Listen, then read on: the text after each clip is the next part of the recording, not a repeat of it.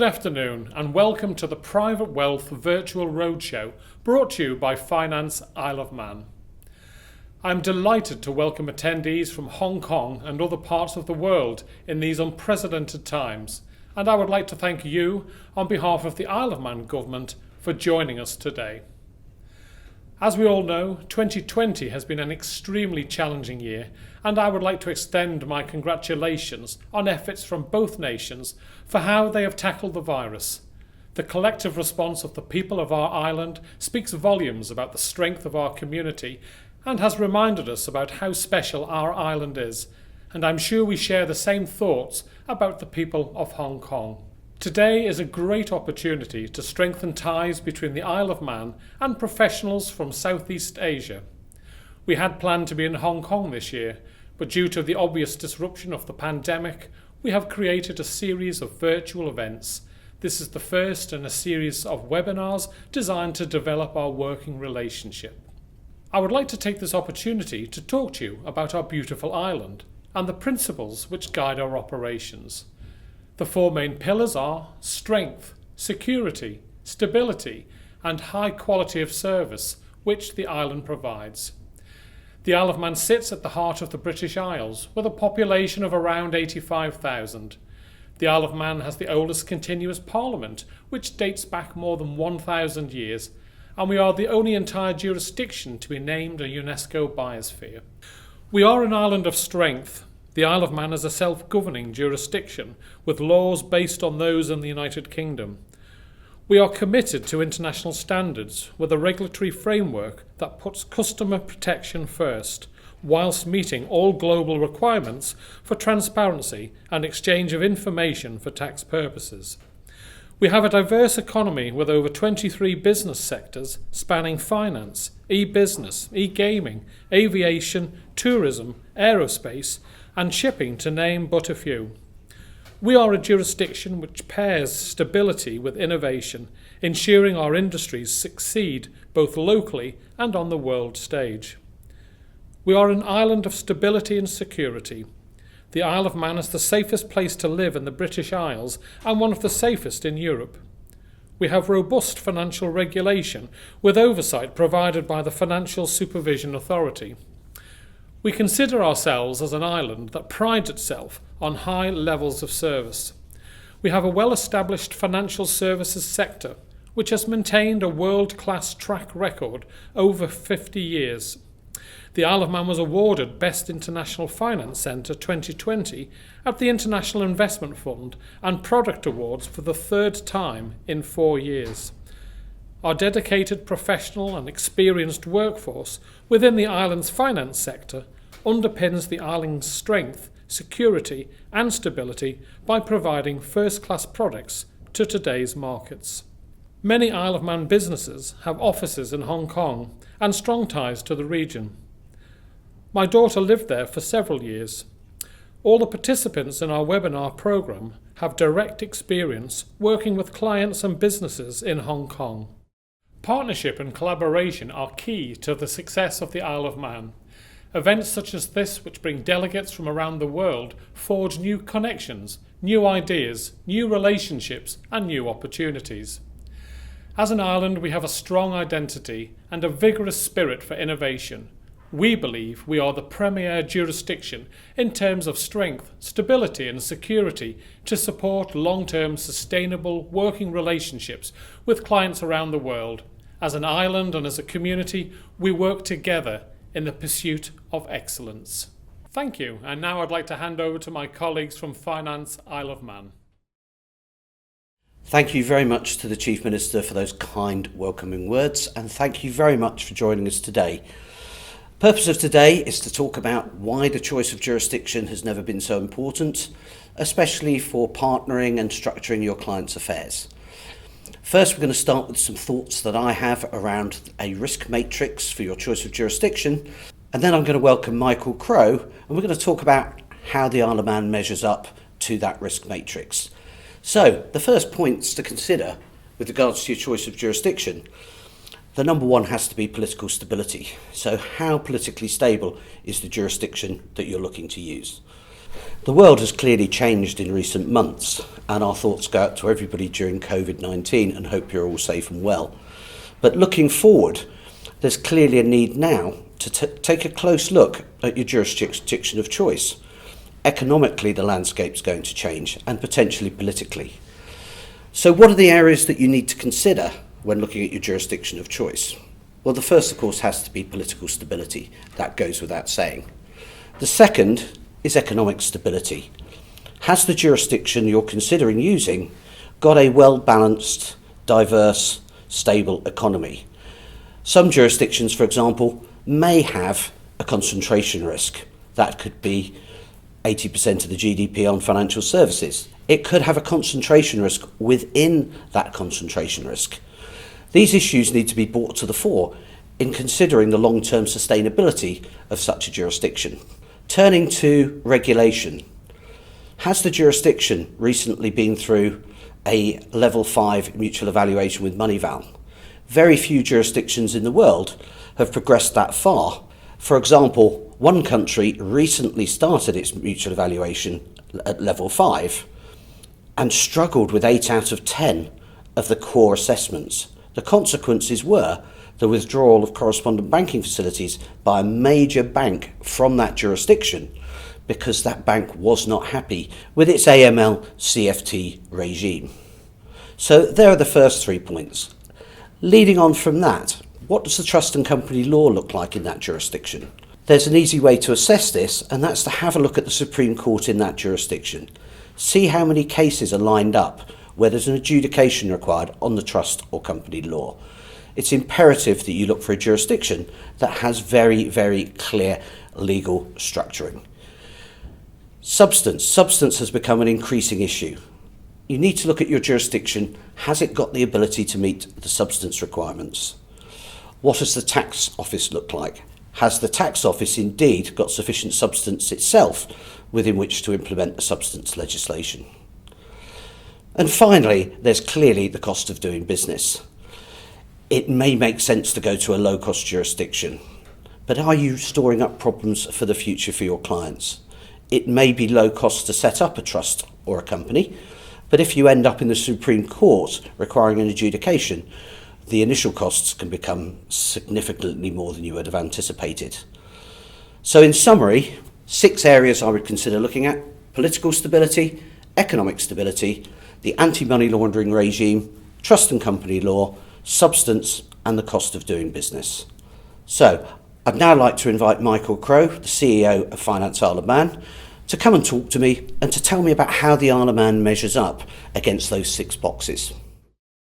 Delighted to welcome Michael Crowe, the Chief Executive Officer of Finance Isle of Man, who's going to talk to me around the 6 areas of the risk assessment that I outlined at the outset. So welcome, Michael. Thank you, John. Delighted to be here. So political stability. Tell me what it is about the Isle of Man that makes it a politically stable country.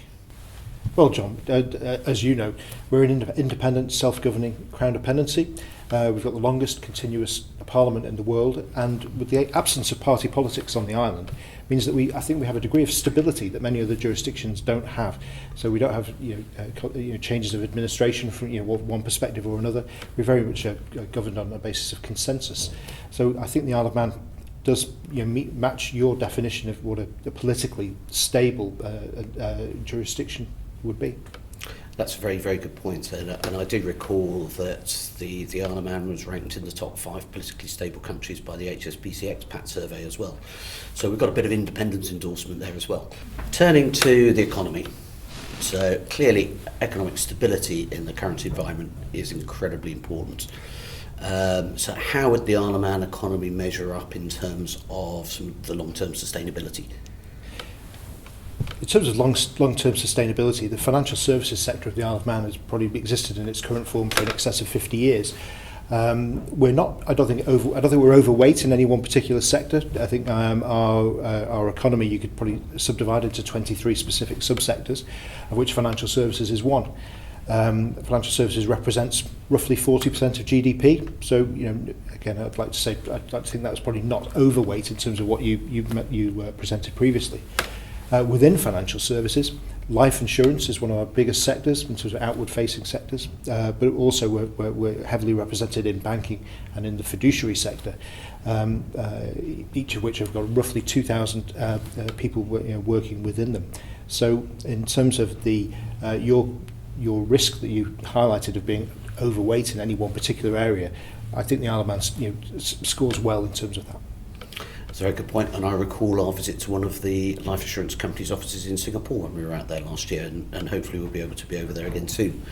In terms of regulation, this is becoming even more important than it ever has been to be operating within a well-regulated jurisdiction.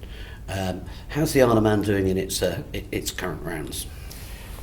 Well, John, I think you highlighted the need for regulatory stability and certainty, and I think the Isle of Man is unique in terms of our jurisdictions who've been through the fifth round of the mutual evaluation assessment under the Moneyval regime. I think you highlighted in your presentation that jurisdictions that have difficulty, perhaps ticking those boxes, it presents challenges doing business in those jurisdictions. So I'm glad to say we're through that. We've been through the second round of evaluation there, and I think we offer a degree of regulatory certainty looking forward, which perhaps some others can't.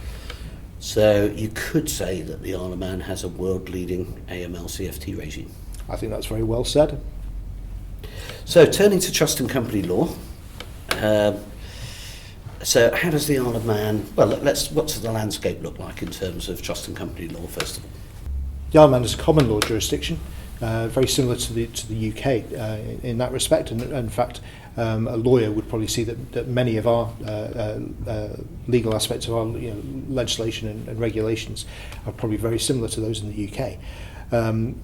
That being said, we are an independent jurisdiction and there are subtle differences, but I would be fairly confident in saying that we don't have the level any particular challenges or problems which mean that there's dispute after dispute going in front of our courts. The regulatory and legislative landscape of the island is well set, and again I think if you're looking at a jurisdiction in which to do business, we present a degree of stability and certainty which you might not necessarily see in other areas. COVID-19 is obviously hugely destabilising, has been a challenge for all of us. No one could have anticipated the level of challenge to business operations that really threw up back in March. I think certainly with our financial services sector, I think it was remarkable to see that the essentially businesses transitioning to working from home almost overnight. And our infrastructure and the technology here on the Isle of Man has been robust and strong and has supported them in carrying out essentially business as usual for the vast majority of those businesses. We've seen new business come to the Isle of Man, and we've seen that sector react positively. We have to be sensitive to our friends and colleagues, both here and in other jurisdictions, because this has been a hugely challenging time, and has been touched. Many families have been touched by tragedy, but within financial services, I think those businesses have continued to perform strongly, perform well, and continue to attract new business to the Isle of Man. And that leads us nicely on to talk about new business. Substance is really going to come to the fore over the next year or so, as we start to see the implementation of the substance legislation. How does the Isle of Man stand up in terms of its ability to deliver on substance? Yeah, John, that's a very good point. I mean, the substance as in terms of concept, I think has in different parts of the world thrown up different challenges. I think here on the Isle of Man we've embraced it, because one thing we do have is a strong and diverse economy. We've got plenty of space so that we provide businesses with the opportunity to actually consider relocating more of their operation here on the island. We've always had a diverse and well resourced suite of professional services and financial services who have got a long experience of working together and delivering real substantive engagement with the Isle of Man. And I think substance as a concept, as a challenge, obviously is a challenge, but it's a challenge we embrace, and we think the Isle of Man already delivers exactly what's required.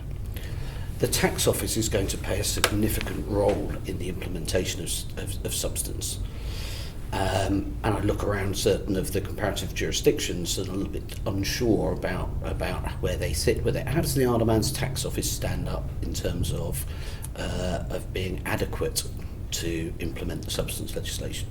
I think there's absolutely no problem in that regard on the Isle of Man.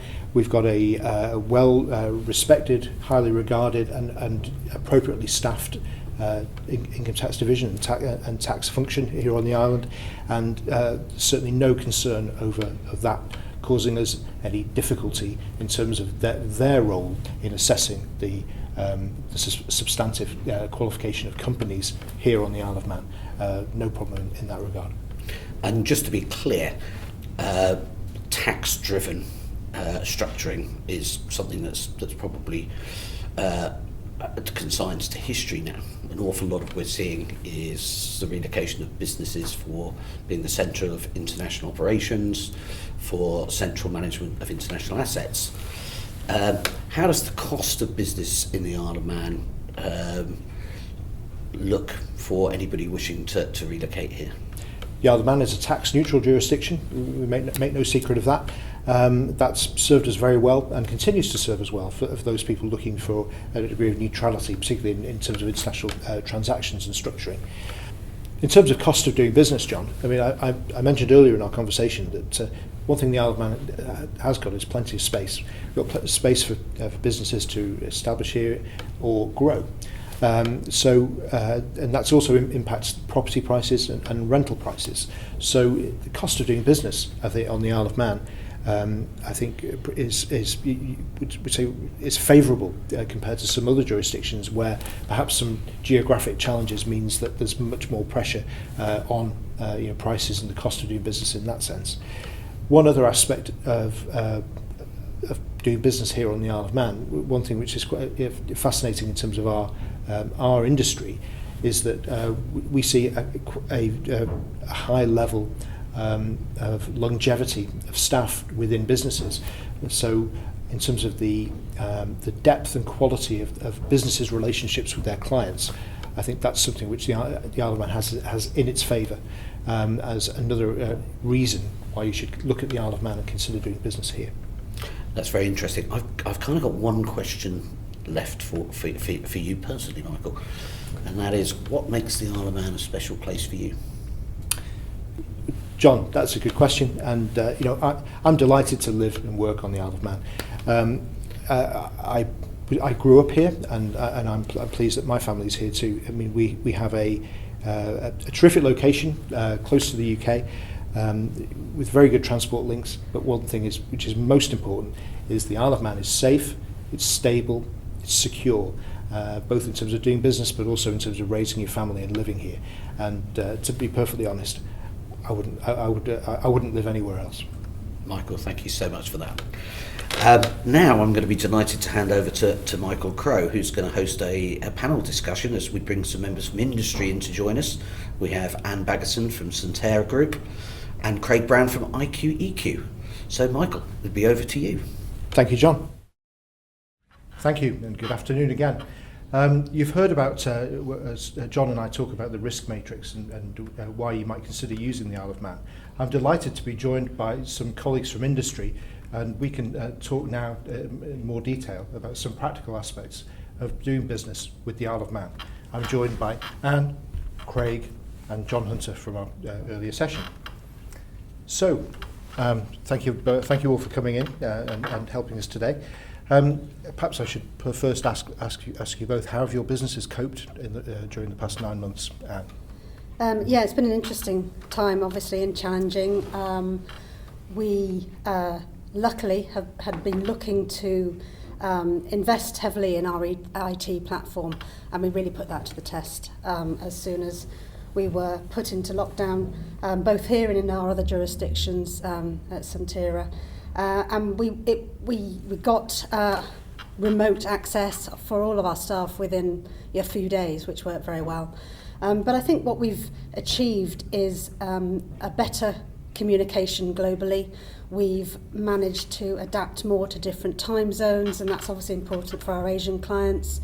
And we've been more enabled to get communication going and flowing in a better way than it possibly did before. Yeah, thank you, Anne. Yes, I mean, yes, the use of technology and the resilience of our infrastructure was amazing. It was great. It was great to see. Craig, how about you in the IQ-EQ? Very much the same. 2020 has certainly been a very difficult year for everybody, I think, and we've not been isolated from that. But I think it's testament to government's prompt and proportionate response to the COVID pandemic in the first instance that everything was dealt with very promptly. So we went into that short, sharp lockdown. But thereafter, the measures that Anne has mentioned, the IT, the way of interacting already on an international and global scale, meant that we were ready to just step in. And I think it's testament to our staff, the intimate knowledge that they have of their clients. That obviously makes life easier. The fact that they already knew people, so picking up the phone, having video conferences, everybody's been using Zoom and Microsoft Teams, has worked tremendously well. So I think we've been very resilient, and if anything as well, it's actually shown the benefit in an industry like ours of having professional trustees, professional directors, that for us we've actually been busier than ever, I would say. That whilst our clients have perhaps found themselves struggling to get into the office or to travel, the fact that they've had a professional trustee, a professional suite of directors sitting here in the Isle of Man where it's almost business as usual has meant that we've been doing a lot. That's a very interesting point, Craig. I've heard quite a few other people refer to that, and refer to also comments that the clients have made about their ability to access their professionals here on the Isle of Man. John, from a wider industry perspective, what else have you heard about how we've coped during this past few months? I think having a world-leading IT infrastructure on the island and having a broadband and fibre network that could support so many people working from home at incredibly short notice was a testament to the infrastructure on the island. Without that infrastructure, it would have been really difficult. So really, for most of the financial services, not the financial services businesses alone, that ability to flip to working from home and having a reliable IT infrastructure was incredibly important. I think they reacted well as well within the island. The technology industry reacted well, and you can still see now, some parts of the Isle of Man are quite remote, and that is a challenge, but they're implementing broadband and the fibre everywhere, and that's been quite significant. We've noticed that, and I think quite often working from home using your own Wi-Fi, especially when there's no one else there, is sometimes a bit more responsive than it might be within the office where it's being attacked a bit more. So it's different challenges. Sometimes even now, although we've come back to work, and I was going to go on to say that the Isle of Man has been a bubble, but it's meant that most people are back at work and back in the office, with a few exceptions. I know in the banking industry that is a bit different. Not that it's made much difference, but most offices, law firms, ourselves are in the office. But when we're communicating with our colleagues in different jurisdictions, or when we're communicating with London law firms, they're all still working from home, and sometimes their technology isn't as great as ours. I think that the island has displayed an amazing resilience, and there's one thing that it's made it interesting for is the island is a great place to locate your disaster recovery sites. So even if you're a regulated business in another jurisdiction, you can apply to have a disaster contingency recovery site here that can be operational within 48 hours on notification to the FSA locally. This is the ideal place to be citing those kind of things. Definitely. And it's not just the backward-looking resilience as well, is it? Which has been important to respond to the pandemic, but actually the forward-looking aspect of this, as Anna has referred to, getting the fibre broadband, so taking what we already did well and doing it even better. Again, I think it's typical of the way that we respond to these things. People don't rest on their laurels. And that resilience is, of course, backed up by our ability to generate 200% of our own power needs. So in terms of resilience, certainty, continuity, the Isle of Man has the complete package.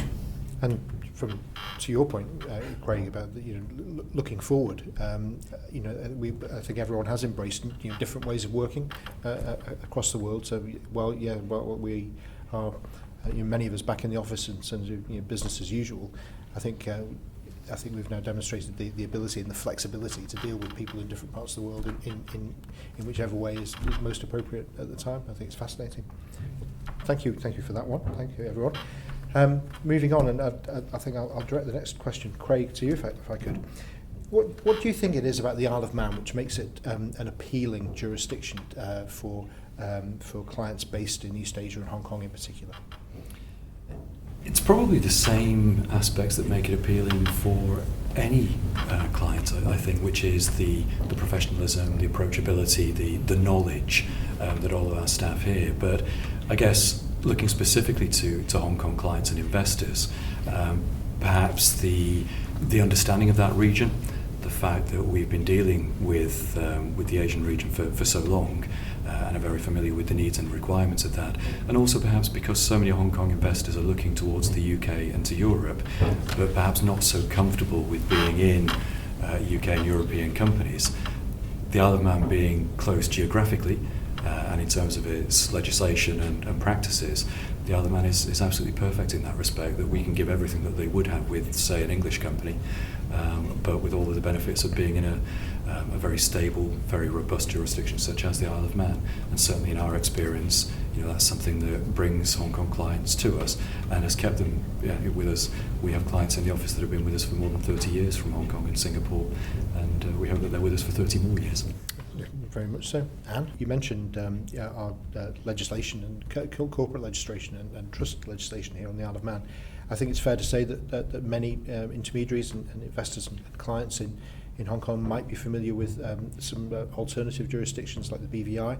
How would you say that the Isle of Man legislative framework is well placed, or how can that be perhaps compared to some things they're already familiar with? Yeah, well, the 2006 Companies Act was very much based on the sort of BVI product. It was that was its sort of drive, to put that flexibility in place, and it's something that our industry are very pleased to have. I've been in the industry a while, and I remember it coming into place, and it was exciting to be able to offer that sort of product. I don't like to use those terms, but it is, and I think that continuation to adapt.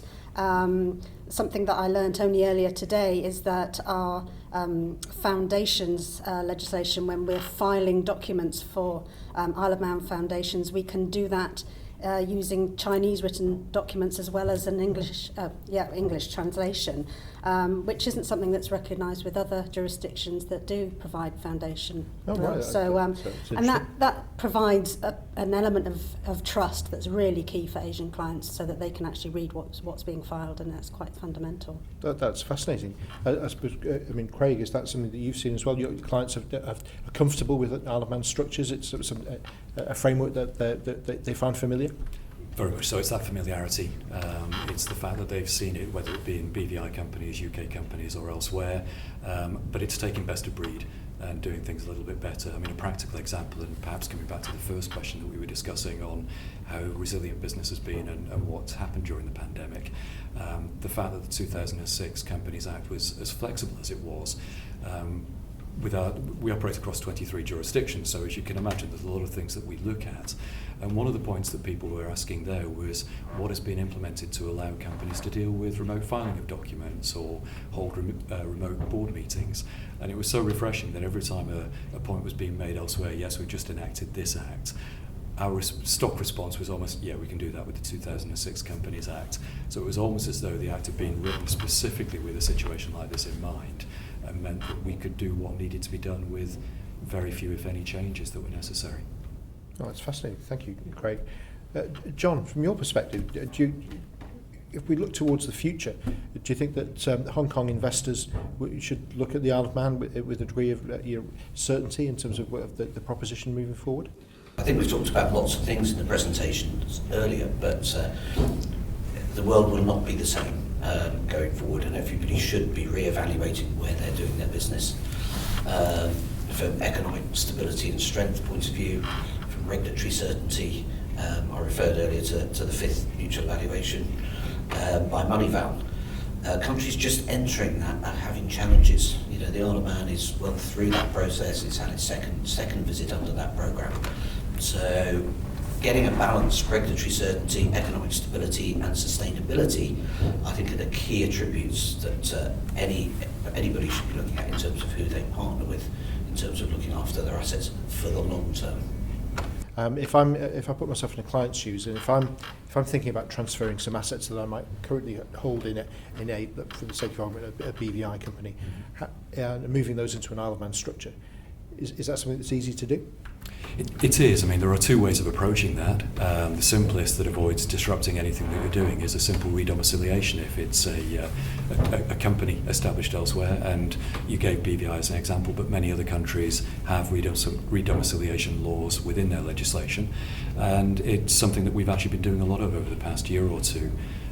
We've found that people like the stability that exists within Isle of Man law.